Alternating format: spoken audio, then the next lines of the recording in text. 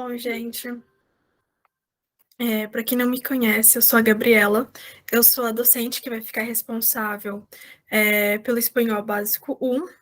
Eu tenho 17 anos e eu estou me apresentando de novo porque acredito que muita gente não tenha vindo na primeira aula porque acabou não tendo disponibilidade. Mas eu vou estar responsável por vocês. E nossa primeira aula ela foi bem básica, então não precisa se preocupar. Isso aqui vai ser uma continuidade. Para quem viu os slides, foi só mais uma introdução básica, como introduzir seus amigos, a como falar como é que você tá, se você tá bem, algumas emoções. Mas foi bem básico e tá tudo bem. Bom, já a nossa aula de hoje vai ser sobre o verbo estar. Porque pelos próprios slides que vocês viram, ou pela própria aula que, para quem estava, se baseia muito em como você está representando como você se sente. E para isso a gente sempre usa, assim como no português, também usamos em espanhol para dizer, usando o verbo estar, para dizer como é que a gente está, como é que a gente se sente. Então, vamos começar a aula. Então, a gente tem o verbo estar. Então, primeiramente, a gente vai ver no singular.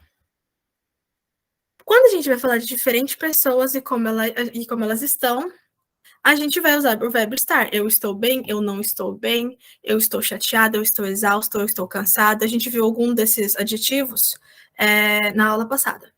Então, a gente tem as conjugações dos verbos. Então, aqui a gente pode ver yo estoy. Yo estoy. Eu estou alguma coisa. Por exemplo, a gente viu na aula passada contento, contenta. Para mim vai ser yo estoy contenta. Eu estou feliz. A questão desse yo, o que ele é? Ele tem meio que um D bem sutil para falar. Yo, yo. Não sei se vocês conseguem ouvir e perceber. Yo. Yo estoy contenta. Yo.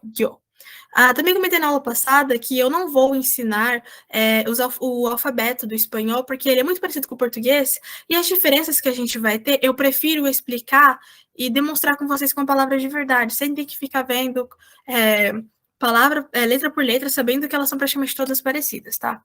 Então, a primeira conjugação é yo estoy, para o verbo estar, yo estoy. Yo estoy contenta, yo estoy cansada. E o próximo a gente tem tú estás. Tú estás. Então, tú estás cansado. Tú estás cansada. Tú estás. Por enquanto, não precisa se preocupar tanto com as conjugações, mas é bom ter em mente. Tú estás. Você está. Também temos ella está. A gente viu na aula passada que esse LL, pra gente, a gente falaria, tipo, ela está, mas em espanhol a gente encara esse LL como um I. Então a gente tem E e A. Ella está. Ella está. Então, ella é ela, está. Él está. Él está. A gente também viu que a maioria das palavras, essa questão desse acento, nem vai mudar a palavra direito na questão da pronunciação, como muda no português, que a gente realmente tem diferença de pronunciação, se é o acento agudo ou aquele, acho que é acento circunflexo. Mas no espanhol não vai sentir diferença. E a gente tem esse L. Esse L ele é um pouco enrolado e, tipo, ele. Tipo assim, a sua língua ela bate naqueles dois principais dentes aqui de cima, bem atrás deles. Ele, ele está. Ok? Então temos yo estoy, tú estás, ella, él está. Entendeu? Ele e ela, mesma conjugação. Então, um exemplo aqui é: como está ele? Um pouco enfermo. E ella, como está? Muy contenta. Então, a gente também viu que quando a gente sempre que inicia frases, a gente começa, inicia frases não, como quando a gente começa perguntas, questionamentos, a gente usa esse sinal de interrogação ao contrário em espanhol. Como está ele? Como está ele? Como está ele? Pensa em português. Como está ele? O mesmo jeito que você vai falar, tipo, de onde colocar tal palavra vai ser a mesma coisa. Então, como está ele? Un poco enfermo. Também vimos na aula passada que essa palavra enfermo, ela tem esse R aí no meio, e esse R, ele é muito mais forte do que no português. para quem é gente como eu, que fala o R, que a gente fala que é caipira, que a gente falaria enfermo, a gente tem essa diferença. Enfermo, para quem tá falando em português. Mas em espanhol é bem forte, enfermo. Un poco enfermo. Então, esse é nosso esse pouco é o nosso um pouco doente. E ella, a gente também viu que esse Y, ele é basicamente um E. E ella, como está? Como está? Como ela está? Basicamente, dá para entender, né? Muito contenta. Esse muito é o nosso muito. E contenta é feliz. O nosso feliz em português, ele não tem gênero, mas o contenta em espanhol, que é o nosso feliz, tem. Então, assim como nos questionamentos, quando a gente quer expressar essa emoção, que é para isso que serve o ponto de interrogação, basicamente, interrogação não, exclamação, a gente também bota um ponto de exclamação ao contrário no começo. Por isso é importante ter a questão do teclado em espanhol. E então, palavras como eu, tu, você, ele e ella são chamadas de pronome de sujeito. Então, quando está claro a quem estamos nos referindo, é comum omiti-las para soar mais natural. A gente faz a mesma coisa em português. Tô bem. Você sabe que eu estou falando eu estou bem. Então, ao invés de falar eu estou muito bem, estou muito bem. Como estás tu? Como estás? Então, é como está você ou como está? As duas coisas vão soar iguais e a pessoa vai entender completamente. Então, faça essa omissão, se esconder, quando você está, de preferência, falando com seus amigos, está uma coisa mais informal, está tudo tranquilo. Caso contrário, de preferência, não é necessário que fique omitindo, porque está um pouco mais informal. Então, ainda não foi apresentado, mas vocês já devem ter ouvido usted. Na primeira aula eu falei de usted, inclusive me perguntaram se esse D era mudo. Não é mudo. Usted. Ele é bem sutil, usted. Então, o que a gente fala, tu ou usted? Porque os dois significam você.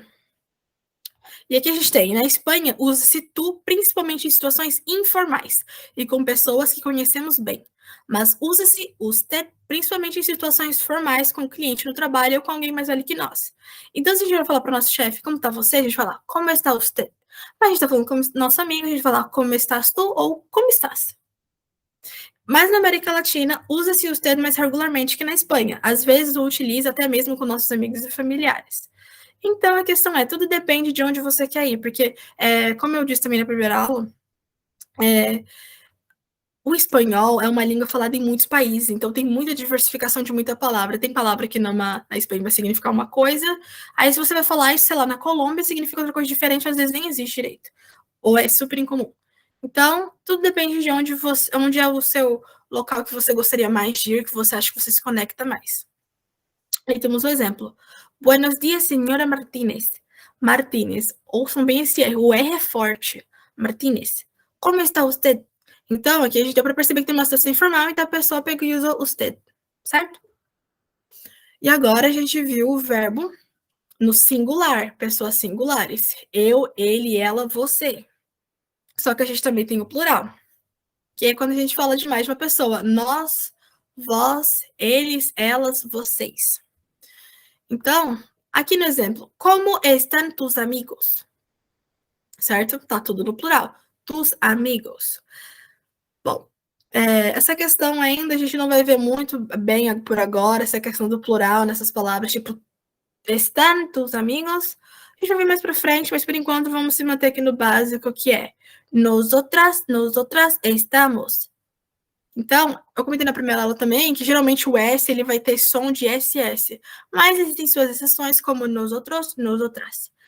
Então, é basicamente a mesma coisa. Nós estamos em português. Só que, se vocês verem aqui, o nós ele também tem diferença de gênero. Então, nosotros se refere a um grupo de homens e mulheres, e nosotras significa um grupo somente de mulheres. É a mesma coisa em português também. Então, nosotros estamos, nosotras estamos. E o vosotros estáis, vosotras estáis. Esse é o que tem a gramática mais diferenciada possível.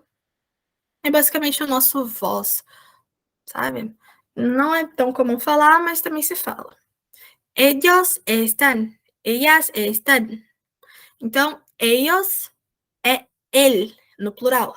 Ellos están, ele está. Então, qual é a diferença? Adiciona um N e já era. Ellas están. Ella dá pra perceber que tá no plural. Ella, só adicionou um S e já era. Só o ellos que mudou um pouco, que era ele. Ellos están. Ellas están. E aqui tá uma dica, a gente usa nosotros, vosotros, que é vocês informal, e ellos, eles, para nos referirmos a um grupo de homens e um grupo misto de homens e mulheres, como eu disse já anteriormente. Então, a gente tem um exemplo aqui. Como estáis vosotras? Nosotras no estamos bien. E ellos están estressados. Então, vocês pegaram, né? Ali no como, gente, tá faltando acento. Tá? Para vocês não terem em mente que essas perguntas interrogativas, elas sempre têm acento. Então, como estáis vosotras? A gente viu que vosotras acompanhado de estáis. Então, é como estáis vosotras, ou poderia ser como vosotras estáis, que é a mesma coisa em português. Como vocês estão ou como estão vocês. É a mesma coisa, a gente entende da mesma forma, só trocou ali a ordem. Nosotras no estamos bien. Então, a gente usou ali no estamos, a gente viu no afirmativo. Nosotras estamos. Porém, aqui a gente consegue no estamos, só adicionando para fazer o negativo, somente adicionando no antes do verbo. Nosotras no estamos bien. E bien a gente também viu que significa bem. E ellos estão estressados. Tudo tranquilo? Então, é a mesma coisa, a gente também omite os pronomes do jeito quando a gente está claro de quem estamos falando. Então, se chega alguém falando, como vocês estão? Sabendo que a gente está falando em nós outros, sabendo que é um grupo que tem homens e mulheres aqui comigo, eu vou falar, estamos cansados. Estamos cansados. Certo? Aqui tem um exemplo, nosotras estamos cansadas, vosotros estáis contentos, ellos están bien, están bien. E é isso, gente. A aula foi muito tranquila. O importante disso aqui é pegar. São muitas frases, mas o legal é que são frases que são bem partes já, que a gente já está acostumado, porque é muito básico, a gente vê por aí em novela, vê por aí em música, vê por aí no Twitter, não importa muito, ou sei lá, alguém que a gente segue no Instagram, são coisas bem básicas, mas são coisas bem importantes, que é para entender a questão, para começar ali a se relacionar com o espanhol, gente, mas o importante eu deixei essa aula aqui um pouco mais curta, um pouco mais fácil, justamente para ficar na aula gravada, né, para as aulas que puderem ter mais dúvidas ficarem nas aulas ao vivo. E é isso, gente, espero que tenham gostado, passou bem rapidinho. E foi isso, gente. Espero que vocês tenham aprendido bem, tenham pegado toda a situação. E dúvida, somente falar com a gente, que eu e mais as 3 auxiliares que a gente tem, a Cássia, a Verônica e Thalita, que a gente vai... Ou é Thaís, gente? Talvez tenha esquecido. Mas a gente vai estar com certeza respondendo vocês. Mas por enquanto tá bem tranquilo. Também vou botar atividade, porque a gente precisa sempre estar exercitando. Como eu disse, vai ter algumas palavrinhas aqui no meio, por exemplo, na primeira acho que tinha amigos, que eu não botei tipo nos slides, mas estava lá como exemplo. Então, o que eu falo para vocês? Façam flashcards, para vocês lembrarem e não esquecerem as palavras. Então, a gente foi isso. Muito obrigada para quem viu até o final.